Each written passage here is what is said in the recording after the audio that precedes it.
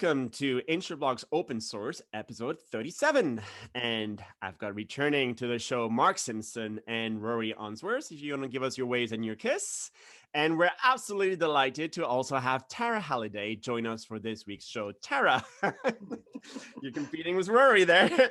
Do you want to give us a little introduction on yourself, please? Yeah, sure, Waleed. So I have been a holistic therapist and coach for 21 years now. And in the last 5 years, I've been specializing in imposter syndrome. And so I have a program that is especially for executives, founders, and senior leaders to get rid of their imposter syndrome. And I have written a book called Unmasking, which is the coach's guide to imposter syndrome. Excellent. Now, let's start off with a definition. What is imposter syndrome? Yes, thing. So imposter syndrome is the secret feeling of being a fraud when you're not, and the fear of being found out. And that's it. It affects 70% of high achievers at some point in their career. And actually, I think it affects a lot more than that. But you said, they fear that they're, an imposter and they'll be called out by when they're not. But that point about they're not, who says that they're not? Is they're not according to themselves? Is it by their peers, by the world? Who says they're not imposters? By their obvious success. Okay. Because they are capable, they are competent. So they're feeling like they're not good enough for the role that they're doing, and they're doing it every day. And that's part of the problem with imposter syndrome, is because you have this intellectually, logically, you're good enough, you can produce, you can get creative, you can achieve and get stuff done. Internally, you're just not feeling it. Internally, there's that self-doubt, there's that self-criticism. You're not really feeling like you really deserve to be in this kind of position. And that's the problem. So you've got these two things going on. It's very confusing. They don't make sense. And so the brain trying to make sense, or the mind trying to make sense of that, comes to the conclusion, I must not be good enough.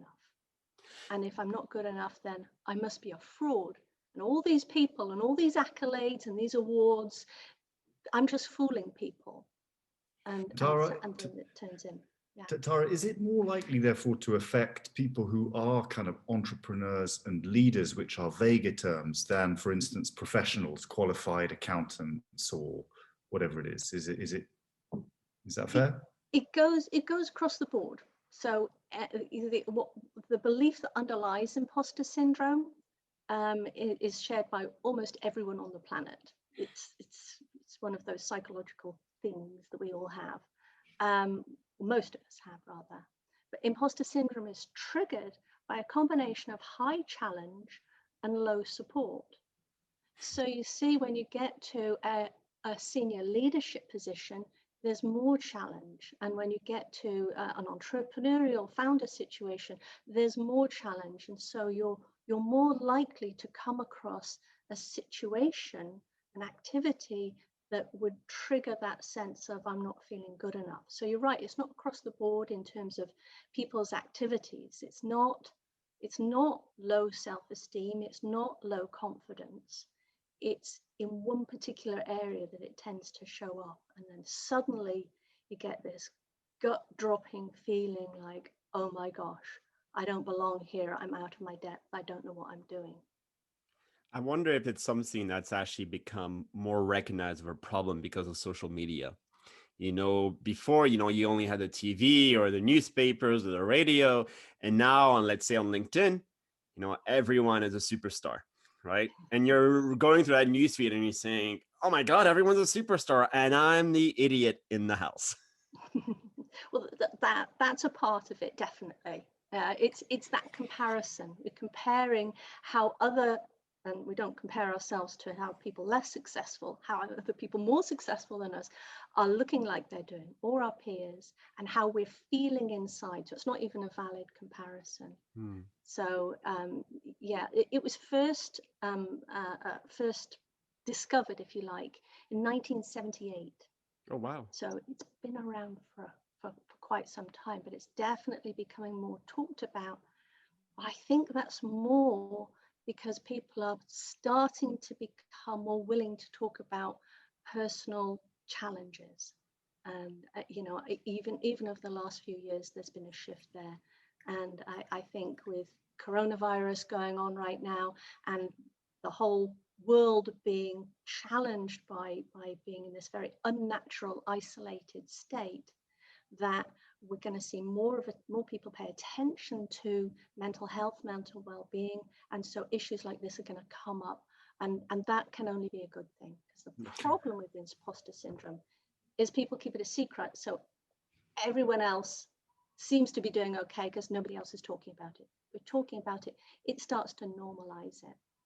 And is it exacerbated by social mobility? In other words, someone whose dad, I don't know, worked in the coal mines or whatever, and this person is the first person in their generation to go to university and then has a successful job as an internal entrepreneur in a bank or something. I don't know. Is that something that exacerbates it? It can do. It definitely can do, because you've got a belief system in there that, I'm not the kind of person who, blah, blah, blah. And that can be taught by our families, and it can be taught at an unconscious level. A lot of, those kind of identity beliefs are unconscious.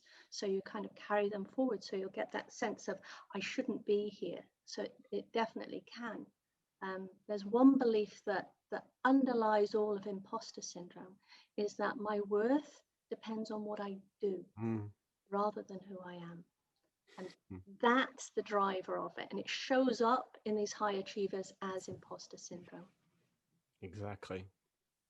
And it's really, I was going to say, it's really interesting from a multiple intelligences point of view as well. So as Tara describes this, there's so much going on more than what people think.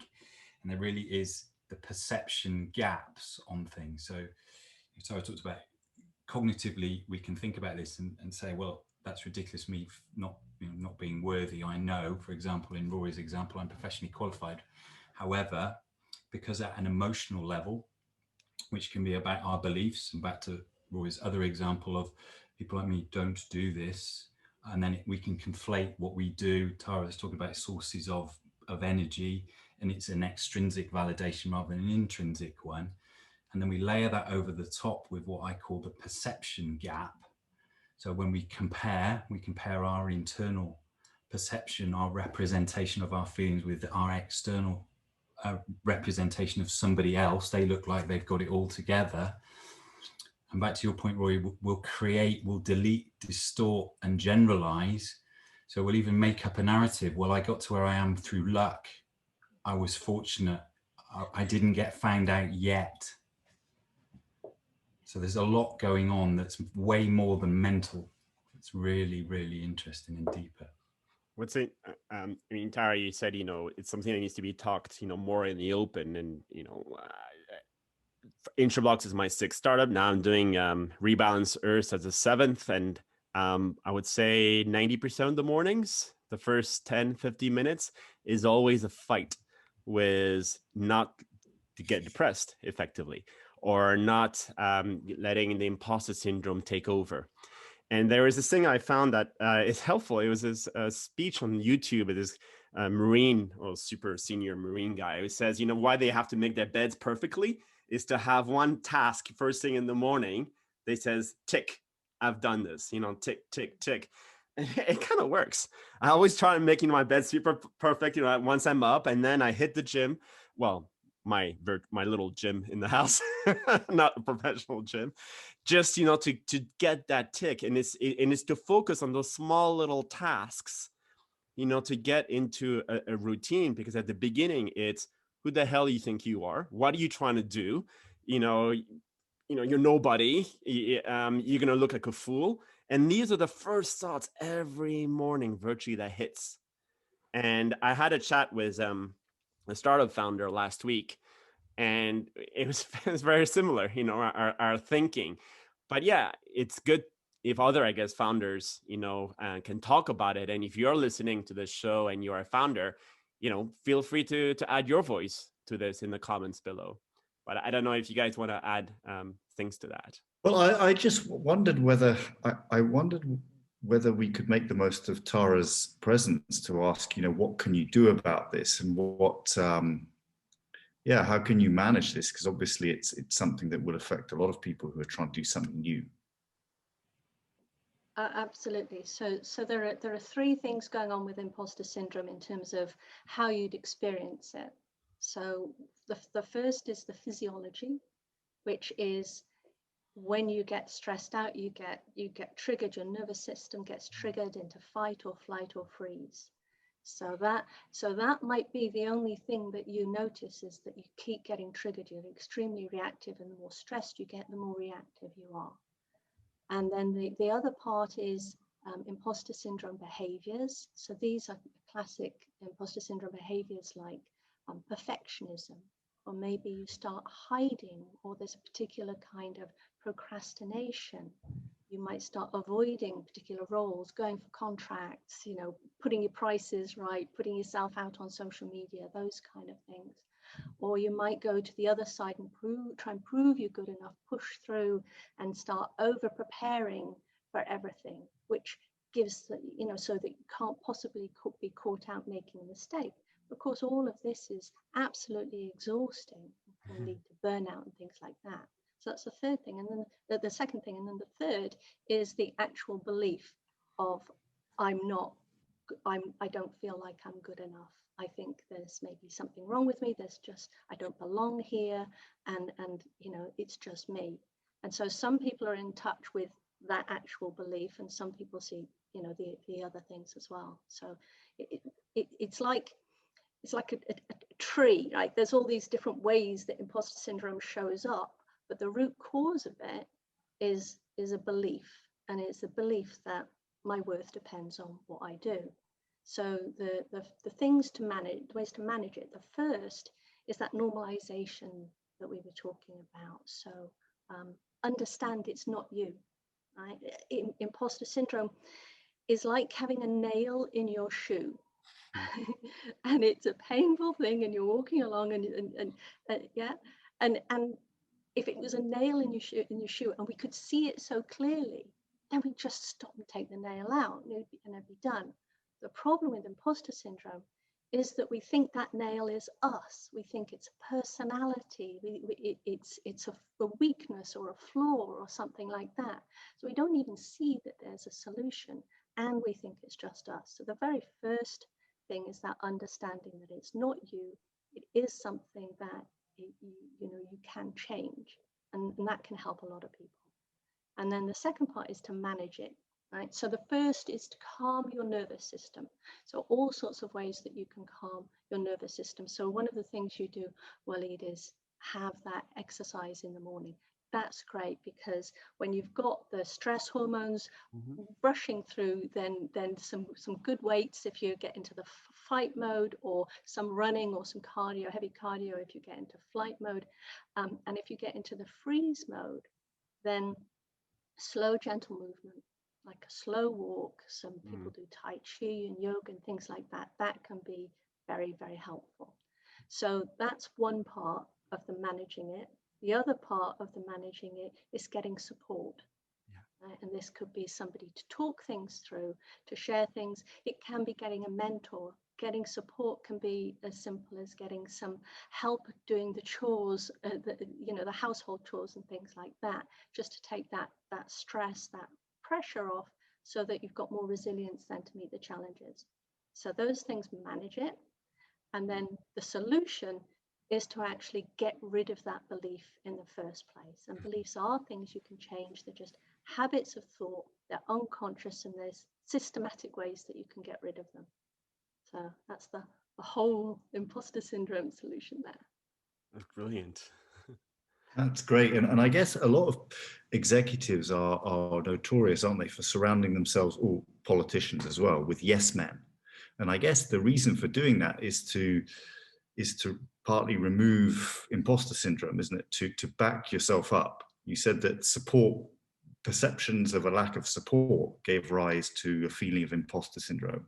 Yes. And all the feelings associated with imposter syndrome. So So I guess if you have a lot of people around you who are telling you, yeah, all your decisions are fantastic and everything you do is great, then that kind of creates an illusion of support. It can do. I think the yes man problem is one of there's different drivers for people in terms of what they want emotionally in their life, and if they want approval, then they will tend to have yes men around them. With imposter syndrome, you tend to discount what everyone else is saying. So if someone praises you, deflect it. Oh, it wasn't me. Oh, I just got lucky. And so, yeah. Oh, I had a great team. Oh, I just happened to, get this fantastic investor. And so, let me see, Meryl Streep, right? The most award-winning actress ever has talked about her imposter syndrome. And before every film, she thinks, why would anyone want to come and see me? Yeah. The greatest one, yeah. Neil Armstrong, the man who's walked on the moon, feels like an imposter when he's in a room of high performers, because he doesn't believe it, despite what he's done, despite what he's achieved, and despite what anyone says. So yeah, it can be a tricky thing to navigate, and it just looks to everyone else like they're being humble. Right? Yes. Oh yeah, this great guy, so humble, so generous, praising his team as well. But the problem with that, the deflecting praise, is you believe it on the inside, and the more people praise you, the more isolated you feel, because you think, oh, here's another person I've fooled. Here's another person who I've got to keep up at this pretense that I'm good enough, when actually they are good enough. And I guess the consequence can be that you try less, that you basically, you're less bold, that you're held back by lack of self-belief, and therefore you don't try your hand as much as you could. If a Neil Armstrong, for instance, believed more in himself, then I guess he could have potentially even achieved more than he did. I mean, hard to imagine, but See, I would say you disagree with that. I mean, sometimes, I find that the imposter syndrome makes me want to prove to myself that I am, if you want, worthy. So I will double, the effort and try to work harder and try to be better. So I think it can have also the opposite effect, to be honest. I mean, I don't know, Tara, you've probably seen evidence of both, I guess, or no? Absolutely, yes. So in some people, they start hiding, they'll hide their opinion, they won't speak up in a meeting so much, they won't be, as you're saying, Rory, so bold. In entrepreneurs, they maybe won't go for a particular contract. In employees, they won't go for promotion, things like that. So they try and hide, and that does hold them back and stop them being as great and achieving as much as they'd want to. And then the other part, Waleed, absolutely, people push through it and think, if only I could do this, right? If only I could get 10 companies, then I'll start feeling good about myself.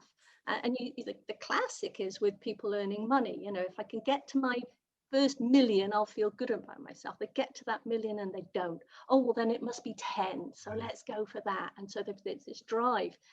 And what they're chasing is to get something outside, create something or produce something, so that they'll feel good inside.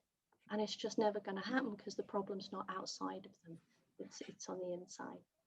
And the other problem about that approach is that you're so fixated of, if I do this, this will happen in the future, and you completely forget to live the moment, to live the present. And yeah, that's something that constantly I know I have to keep reminding. I think it's two things, actually. It can be a prisoner of the past. So you revisit and pick the scabs of the past about when you didn't do well, because that reinforces that belief of not being worthy. And then you expend energy imagining a future state when you will be found out, when all the others, basically when you're praying for what you don't want, finally becomes a reality. It's definitely there. Yeah. I think for me, what's interesting as well is some of the other beliefs that we hold about an entrepreneur that I think can compound the imposter syndrome. I'm not saying it's just for entrepreneurs. I think it can be for successful people, but as an entrepreneur, it's your thing. You've got to start it up. You've got to persevere. You've got to guts it out. You've got to prove people wrong. Asking for help is a weakness. It's not a strength. And all those things, I think, can fuel that feeling of imposter syndrome. And it is an example of where you can get low support, because it can be pretty lonely at times, but it's often lonely because we're not asking for help and support. Yeah, and that one can come from school even. Because in school, you know, you weren't allowed to copy anyone else, right? You weren't allowed to take a test as a team, and if that was cheating. And so some people, you know, carry this belief from childhood that I have to do it by myself, or it doesn't count. Right? If I have help, then it wasn't really me. And you know, of course, it was. I think I mean, my perception at least is there's a growing movement of authentic entrepreneurs, you know, who are in line with their state, their mental state perhaps, and are happy to talk about it with their team to get the support that they need. But also, if you think about it, entrepreneurship, you know, it can be very lonely, but it can be also a very close-knit family of individuals where you're totally open and you're transparent between each other and authentic, that enables you to bond in a different level, that makes you a more performing team in some ways, I find.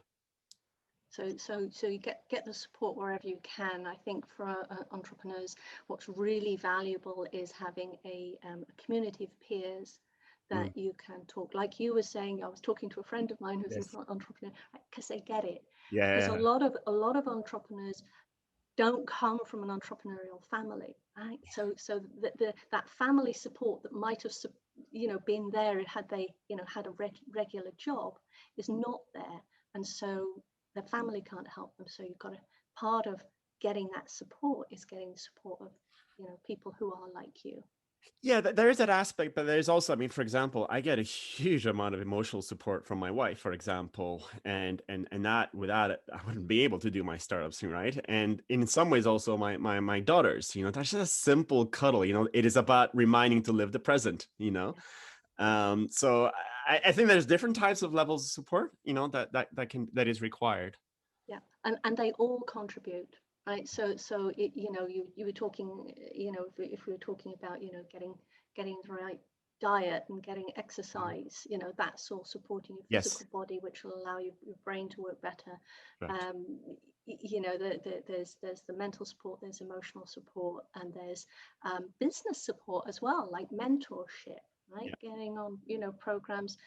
You know, sometimes people have a feeling with imposter syndrome that you know, it's their skills. They need one more qualification. And so that's the same as the money. You know, another qualification will prove that I'm better. So they have all these qualifications, and they're still not feeling good enough. And then the other part of it is, you know, sometimes we can have that self-doubt because we are genuinely lacking that particular skill. But rather than saying, this is a skill that I don't have, we say, I'm not good enough because I can't do this thing I've never done before, and I can't do it perfectly. You know, so again, it's getting outside balance and looking at you and saying, okay, is this issue an internal feeling of not feeling good enough, or do you simply have to go out and upskill somewhere? That's why it's great to have someone like you out there, Tara, because this is something people find hard to admit. And yet you're behind the scenes and you're the person to whom everyone admits this, right? Because that's your kind of, and you can then talk about it and give a mirror to the reality in people's minds. That's very valuable. That's exactly it. I have the number of conversations I have when I say, well, who else have you told about this? Absolutely no one. You know, so talking about that, because I think we could literally talk about this for hours. And so, Tara, we have a number of entrepreneurs, you know, who listen to this show. If they want to get in touch with you, what is the best way? Is it through LinkedIn, or is there some other way? Yeah, LinkedIn. I'm most present on LinkedIn versus anywhere else. It's Tara-Halliday-PhD. I have an unusual name, so there's not many of us, and I'm the only one in the world talking about imposter syndrome. So you'll find me there. And my website is completesuccess.co.uk. Excellent. So I think we should put that in the notes. And as I said, I think for people that are coaches, that Tara's book Unmasking is brilliant. It's definitely recommended for anybody. And I even think not just coaches, but just trying to understand it. I think it's a brilliant book. that really lays things out. But clearly, it's much better to have the real person. Yes. Well, Excellent. I would say any help that anyone can be to anyone else is good. Right? This is something like this, you know, everybody, so many people walking around with a nail in their shoe. And you know, we know how to take it out. We know what it is. Let's start talking about it, and let's start taking it out. And so all these incredibly talented, productive, creative people can really blossom and achieve what they're truly capable of, and not be held back. So Perfect. Well, on this happy note, on this happy potential, we're gonna bring a close to this open source episode. If you want to be part of our show, please don't hesitate to reach out to us. We'd love to have you on the show and discuss, you know, a topic of your choice, even if you'd like. We always want to experiment, you know, the content that we discuss on the show. Special thank again to Tara for being part of this show. I know personally it was extremely useful and interesting, and I'm sure many other people will share that. So for you, our dear audience, I'm going to wish you a wonderful rest of your day or evening, and we look forward to catching up with you next week. Bye-bye, everyone.